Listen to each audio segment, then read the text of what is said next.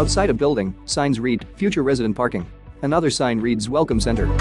Inside, chairs and tables line a wall. A large photo hangs. Several treadmills and cable machines stand in an exercise room. Some loungers surround a pool. Some are semi-submerged in the water. Palm fronds sway in the wind.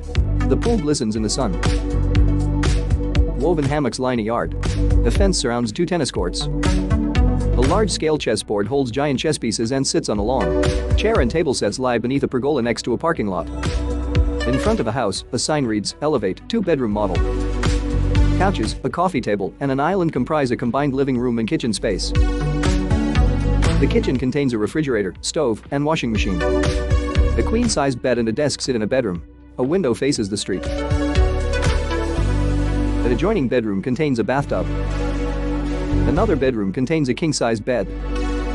The corresponding bathroom has 2 sinks. Toiletries lie on a wicker tray. The grill sits in a back patio. Lawn chairs line a wall. AstroTurf extends for several yards and covers a gravel patio. In front of another house, a sign reads, "Aspire, 1-bedroom model." The kitchen contains a stove and microwave set.